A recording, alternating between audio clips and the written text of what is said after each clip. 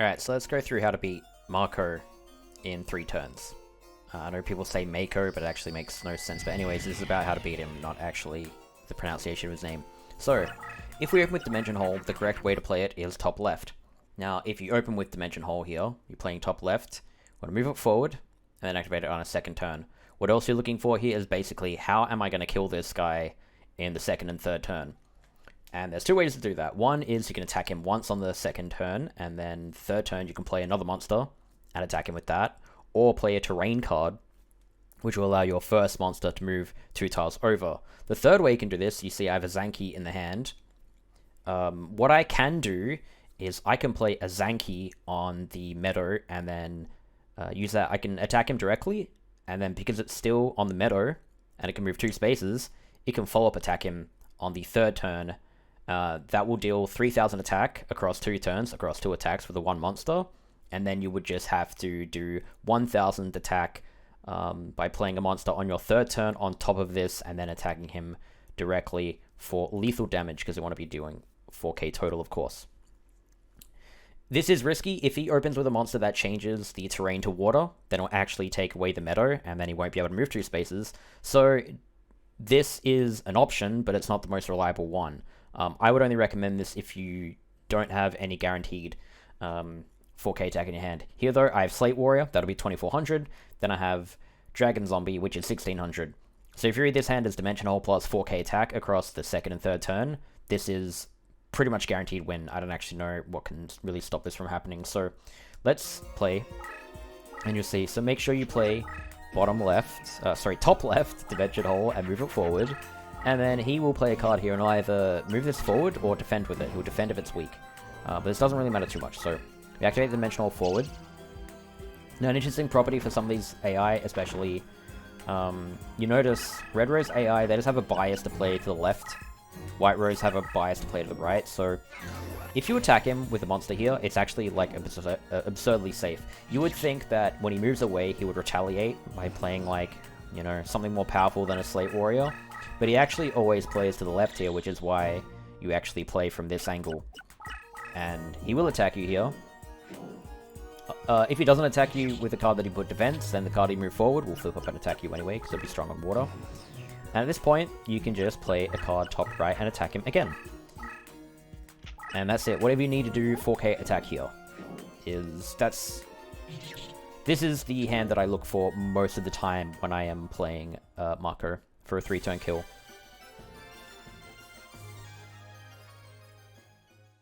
Now, another set of cards that I'm looking for, something that can also give me a 3-turn, is opening with Gruesome Goo. Gruesome Goo comes in the Patrician of Darkness starter deck specifically. So, for Gruesome Goo, what you actually do is play your top right. Now, obviously I have Dimensionhole here, but I'm trying to demonstrate Gruesome Goo, so I'm going to get rid of anything in my hand that isn't good. Now, because my Gruesome Goo is going to do 1800 on 1 attack, what I'm also looking for, if I want to do a 3-turn, is 2200 damage. So you can see I have the Mammoth Graveyard in the first hand. So I just need to draw into a zombie, which that'll be 2200. And we'll see how this plays out. So we're playing the monster on his right side when we actually finally put it to the left of his deck leader. So our right side, his left, you notice here, we have a monster positioned here to his left. Now, the AI on the Red Rose side specifically have a bias to move to the left, but if there's something left in the way, what the AI will do is move forward to try to move around that monster. So rather than him moving to the right, which you'd think would be the move he should make, he actually moves forward, which in turn makes him move towards your deck leader, which just closes a gap between you two. So now we're going to go back, and there are 2 options you can have here. So because I have a terrain card, I'm going to play it top right and leave it face down. And then when he moves forward, he will either play top right or bottom right. If you don't do this, something you can do is play top left. And then you want to play like the weakest card possible. If you want to play top left. And I would only do this if you don't have terrain card. So basically, if you imagine I have Mammoth Graveyard here and a zombie, and then something like really pathetically weak, let's just say like a Phantom Ghost for whatever reason, I would play that top left, and honestly, I would play it in attack mode, because then what he's actually likely to do, The only two moves he will make at that point is he'll play a monster to his top right after he moves forward, and then attack your weak card, and then there's nothing in the way from you getting a 3-turn on the third turn, where you attack him once with the Gruesome Goo for 1800, and then once with the Great Mammoth for 2200, which is an OTK on the third turn. The other move he can do is play bottom right, in which case the door is open anyway, and you complete that same third move. But here I have terrain, so I'm going to set it on this side, because again, he will bias to the right side. He will never actually play top left and attack that. So here he plays bottom right. In a situation where you have terrain, it doesn't actually matter. So now at this point, you absolutely want to make sure that you attack with Gruesome Goo first, because if I was to activate the Wasteland here, then that would just weaken Gruesome Goo. And he's played out of the way anyway, so even though we set this as an insurance policy, because, you know, if he plays top right, he would move it. He would move his monster that he played top right in front of his deck leader. We don't actually need the terrain card anymore because we have 1800 plus 2200 in the hand. So we attack him with Gruesome Goo. And then I can now move forward. And then attack him with 2200. Now the reason, quickly, why we would activate, again, terrain, like by... is first of all, if he plays top right, he will actually move that card to the left and in the way, so we'd actually have to play top right here and need movement bonus to attack him. So that's what that terrain card would do if we activated that, which we don't need to because he played bottom right here. And the other thing to consider is that it would give you some extra damage. So if we didn't have Mammoth Graveyard and Clown Zombie, if for example we had a Dragon Zombie plus a Zombie, we could make Skelgon, which would be 1700. It would only be 2200 if we activated the Wasteland. So in that situation, if you're missing 500 damage to lethal here, an OTK, you can do that. If you don't actually have like anything good apart from your Gruesome Goo, what you can do here from this angle, again, it's why you attack him from behind with Gruesome Goo, just attack him once in front of him, and then take the 4-turn. He will move to the left, and you should be able to attack him again either with your Gruesome Goo, or move your deck leader, and then attack him from the front. So here, just anything that does lethal damage here, so... The Clown Zombie plus Equip wouldn't be lethal because you wouldn't have a leader ability that's boosting your zombies by 500. And you can see here that this will do 2700 because of the leader ability, but obviously this card is 2200, and we only need 2200 to do it. So you can do that by doing this, or the Slate Warrior. If you're not really like a super experienced runner, you don't really care too much if you need a fuse over a flip animation, just whatever's lethal is lethal, and that's good enough. Now, I want to go back to Dimensionhole briefly, because there's a lot more complexity to it. I just kind of wanted to show the Gruesome Goo strategy ASAP, so you make sure that you know that, because that is actually quite important. So, remember, we're always playing Dimensionhole top left. Now, you can see here, again, you want to read your hand before you really make your play. I know it seems like it's fastest to do everything lightning fast, but if you don't know what you're doing, then you're going to lose a turn, and, you know, losing 30 seconds is a lot worse than losing, you know, a second or two just looking at your hand and being like, okay, I got Dimensionhole, I got Dragon Zombie plus 2 equips, and I've got a Wasteland. So here we play the Dimensionhole, like instructed in the first segment. And then what we can do is attack him with any zombie that's 2k or higher. Actually, if we have terrain, we only need 1750, but, you know. So you can see here, we have Dragon Zombie, we can put an equip on it, that'll make it 1900 base, and then the third turn, we can activate the Wasteland, so that we can follow up attack him with the Dragon Zombie again, and then the Dragon Zombie will actually be 2400, and across the 1900 and 2400, that will be lethal. So again, we play the Dimensionhole face down to the left, he will play it in front of him, and then he either moves this forward, or defends. It really doesn't matter. It really doesn't matter because he's going to attack you with that card anyway. And we'll go ahead and activate our Dimensionhole. There are other stuff you're looking for here, but I will literally go through that in the segments after this. So, again, we make sure that we attack him from this side. Here, I have drawn the Slate Warrior again, but I'm trying to demonstrate the terrain here, so I just ignore the Slate Warrior. We always want to attack him from his right side, unless we are playing with Gruesome Goo, because if we have Gruesome Goo, we give it the benefit of having terrain boost. We play that on the water in front of him. I'll go through that in a second, but here you can basically see the plan is we attack him with a high attack zombie, and we can activate a terrain card. So We activate this, and then we can attack him again. Now, I obviously, again, I have a leader ability that's giving me bonus damage, which you shouldn't have, but what effectively this leader ability is doing is just giving my dragon zombie a violet crystal. It's giving all of my zombies an equip, and there I had 2 equips, so I could have played that. So yeah. Equip that dragon zombie in this situation, because you won't have that free 500 damage, but yeah. That's how you play this if you have terrain card plus a powerful zombie. Alright, now we just talked about Dimensionhole plus Gruesome Goo, so I'm going to demonstrate that as well. It's not too complex, you can probably tell how it's going to go. So, this is the only exception I would make to attacking him from his right side. So, I get rid of all these cards because I've already demonstrated these. Obviously, you would not get rid of these cards because that's a lot of damage that you probably want to use. But I want to demonstrate the Gruesome Goo, so I get rid of those cards. And we activate the Dimension Hole, always the same on this guy. Again, he will play a card in front of him, and either he moves it forward or he defends with it. It really doesn't matter. It really doesn't matter. We just do the same movement after Dimensional activation, move forward, and we attack him. But if we have Gruesome Goo, we attack him from the tile in front of him. That way it's still on the water. That way we can follow-up attack. And this is huge because, again, across 2 attacks, the 1800 attack Gruesome Goo will do 3600. So we only need 400 damage after that to kill him, which is really not that much. It's very easy to grab 400 damage in the hand. Now, the reason why we bias towards playing to his right side is that then he moves to the left and he plays left out of the way. If we attack in front of him, he'll move to the left and then play top left, and he can possibly destroy our monster, which means we can't follow-up attack with it. So that's the reason why we do that. So I finally draw the Gruesome Goo. And so, in this situation, Gruesome Goo plus Megamorph, this will be 2100 attack on the water, which means it'll be a 2-hit kill. So we attack him once on the second turn, and attack him once on the third turn, and that's lethal. Let's see, yeah, here we go. So, Gruesome Goo plus Megamorph, we hit him in front of him, and then move to the left, and we have no control over what he's going to play next turn. So he plays in front of him. If this was a card that was stronger than Dimensionhole, he would actually destroy sorry, if it was stronger than Gruesome Goo, it would destroy Gruesome Goo. But he defends because it's weak. So that means we can just attack him again. And then it's done. So that's a 3-turn kill.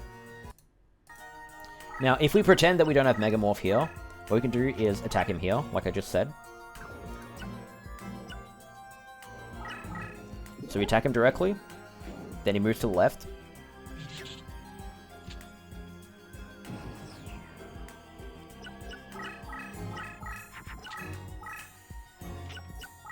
And then, again, either he will destroy our Gruesome Goo or he defends, which we can follow-up attack. If he destroys the Gruesome Goo, then we now need to find 2200, which is quite a bit. So you might want to consider that. If you have something like a Mammoth in your hand and no...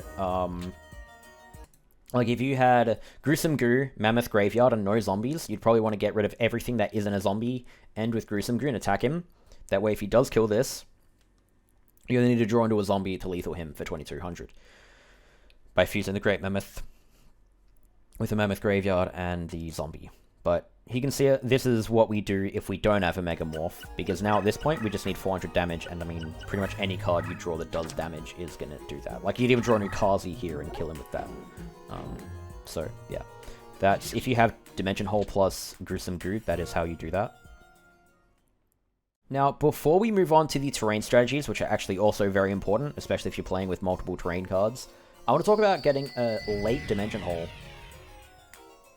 Because it is possible to draw into your Dimensionhole a little bit late, and it's actually not the end of the world. So, in this situation, you would play... what I would probably do is just get rid of everything, and then end with, you know, something like a Scale Gun with 2 equips. And then what I would actually be hoping for is a Yami or a Dimensionhole on the second turn. So I get rid of whatever I can so I can draw basically a full new hand, but I have something quite powerful on the field.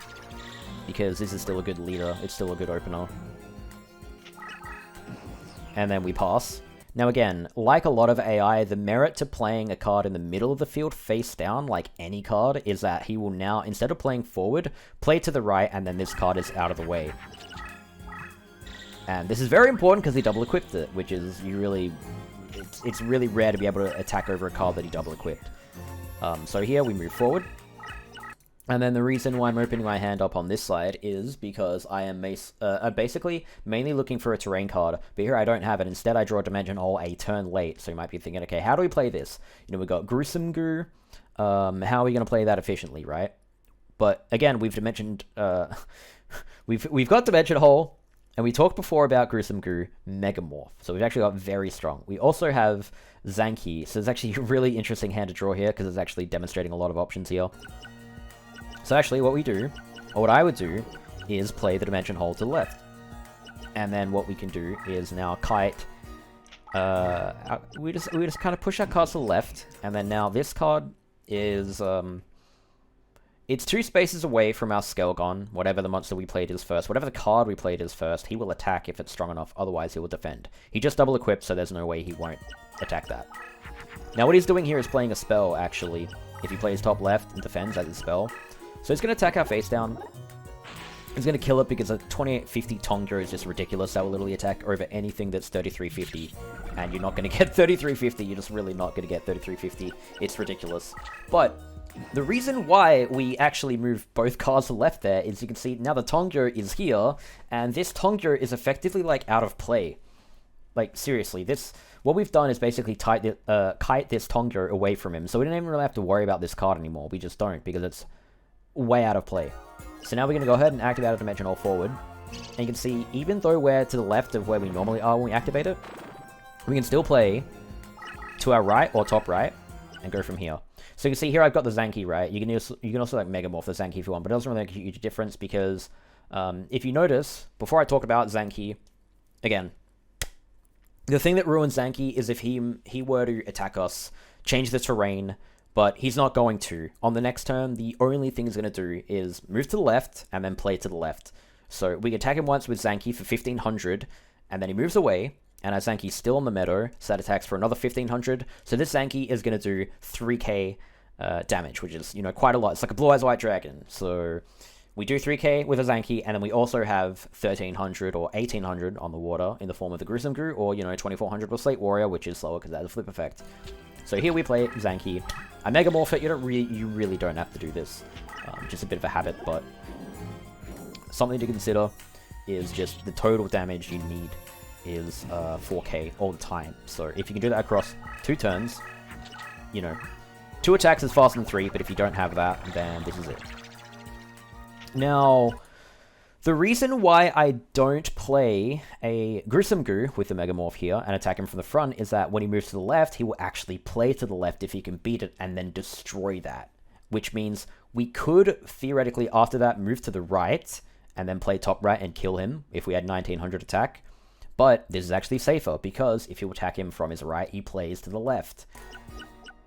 And then also, for whatever reason, instead of moving down 2 spaces onto the water, which would be a really, really, really threatening move to you and completely just destroy you and end your career, he actually plays, he beaches his first card onto the meadow here, so now it can never catch up to you, and it's not in the way. So he's going to finish his move, and then, of course, on our next turn, we can just follow-up attack with Zanki, and then we can move our deck leader to the right, and then the top right, we can just attack him directly with whatever we have in our hand that has 400 or higher. Without Megamorph, obviously we need 1k or higher, but it's still quite likely you can draw into that.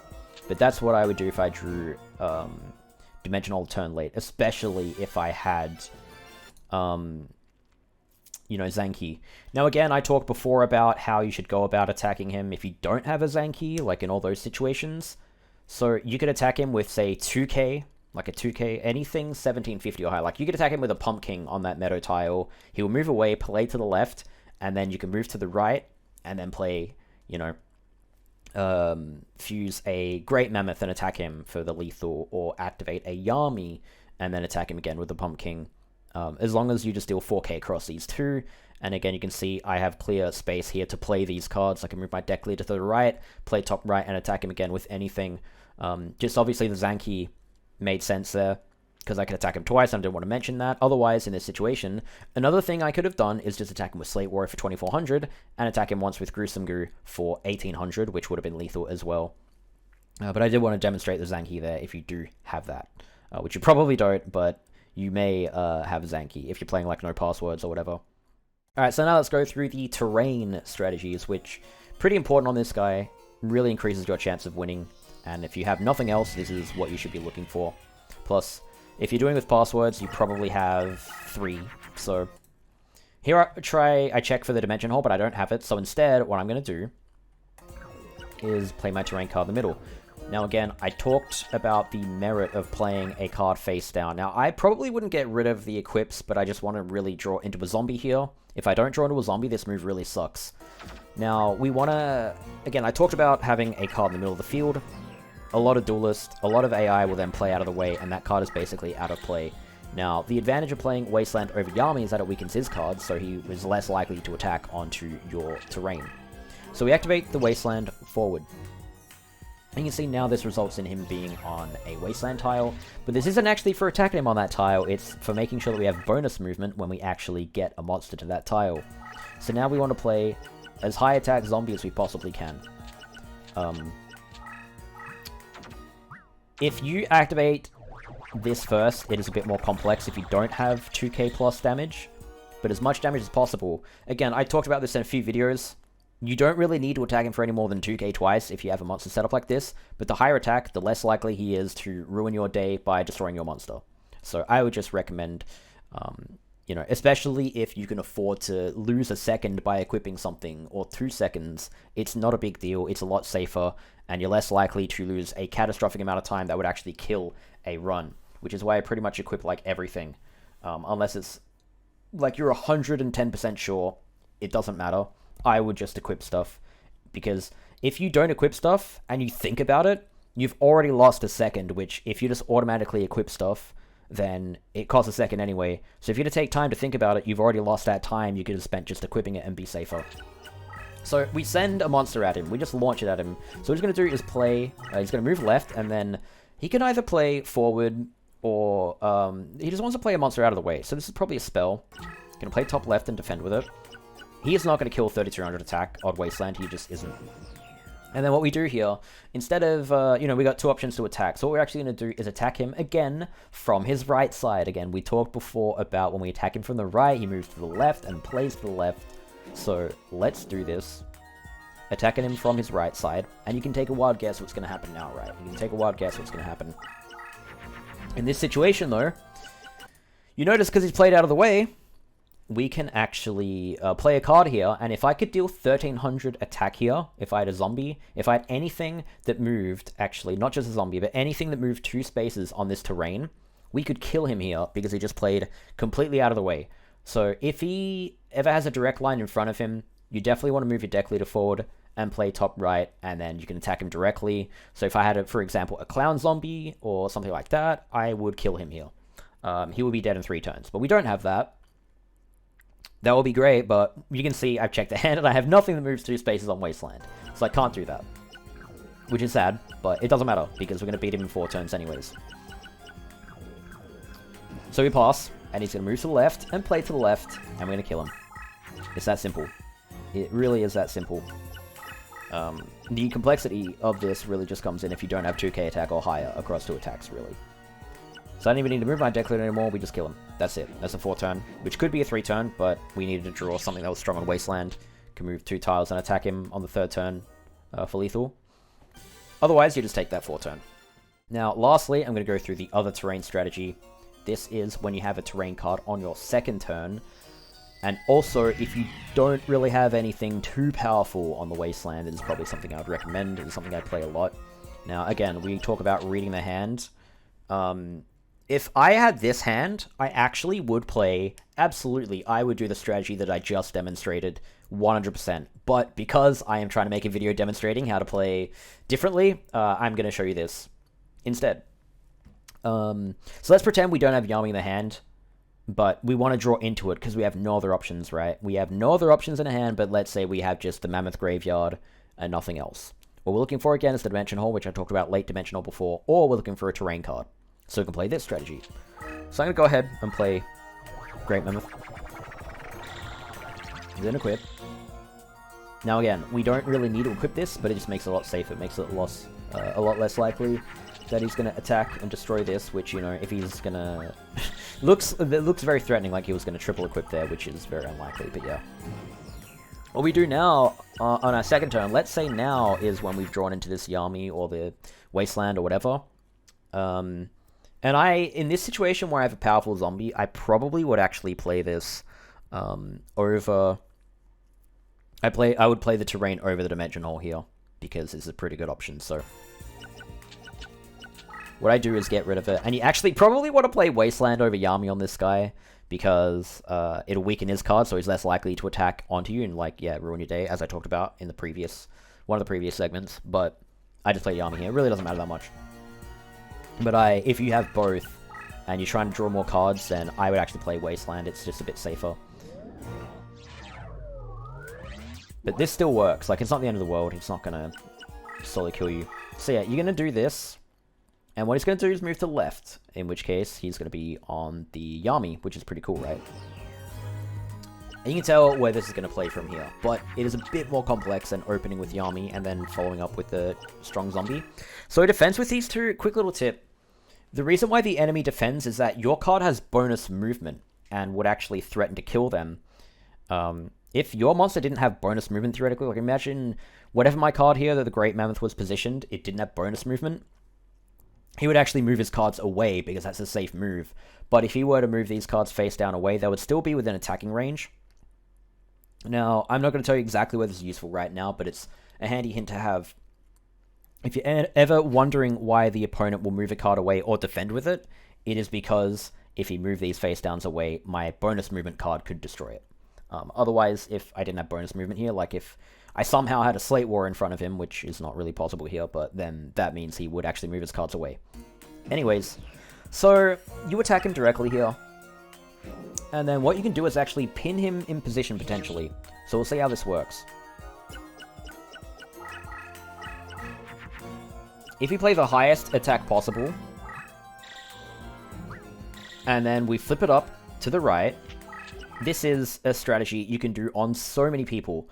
So, our Mammoth to the right of him is 2500 attack right now. It attacks for 3k onto the Yami, but its attack stat right now is 2500. This Armored Zombie is 3300. All that has to be is higher attack than the first card.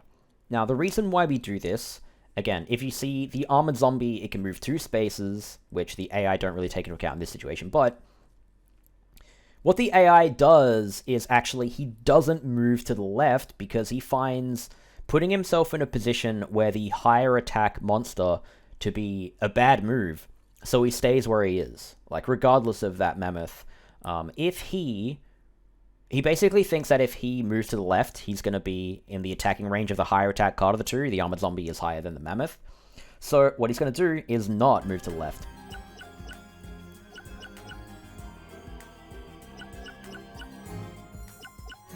You can see here I'm just showing the attack values.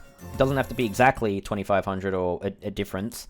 It just has to be... the Armored Zombie in this position has to be higher. All this does is stop him from moving into the range of attack of the Armored Zombie, which means he stays on the same spot, as you will see here. There you go, you just see the double tap. And then that, of course, means it is right next to the Mammoth Graveyard. So the Mammoth Graveyard can now attack him again, because again... sorry, the Great Mammoth. It doesn't have bonus movement on the water, obviously.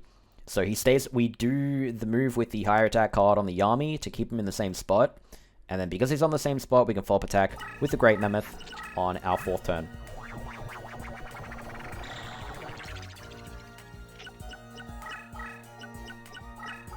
And again, before I mentioned that, you know, the monsters actually will try to make a move once they're not really, like, pinned down by, you know, a monster threatening it with, like, even though they're a space away.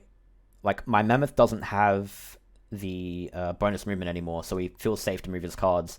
It is very interesting that he moves the card right next to the Mammoth. It doesn't really matter. my guess is that he is just kind of... There's code for this guy. He's just really going for my deck leader and really, really, really going at it to a point where that code overrides whatever else. It's not really that relevant here, but that's just my guess. But the thing to notice here that is actually relevant is that he's opened the door in front of him right now. So if we didn't have lethal, like if our Great Mammoth was something like a Dragon Zombie or a Skelgon... well, actually, that would two-shot him anyway, because he'd be on your army. Let's say it's something like a Clown Zombie that would do 1850 across 2 attacks. What we could do here is move forward, move our deck leader forward on our 4th turn, and we can attack him once with the first monster that we played, and then again with whatever we play top right on our 4th turn. So, yeah, you can see the door's wide open, but I obviously can lethal him with the Great Mammoth here, so I'm going to do that. That's exactly what I'm going to do. And then that kills him. Very, very important. You can pin a lot of AI in the same spot by making sure that, you know, there's a higher attack monster that they don't want to move into. Like, he doesn't want to move to the left or move forward away from this Great Mammoth because the higher attack monster is more threatening to him. So he's going to avoid making a move that makes him move into a card that's more threatening than what is already threatening him. So that's the deal with that. And that's pretty much it. Pretty much any, like... Apart from slow, not very fast duels and like backup strategy and how to play him overall, there's pretty much all the strategies to how to beat this guy fast and useful for a speedrun. So I hope you guys enjoyed the video, and I'll see you guys in the next one, which should be my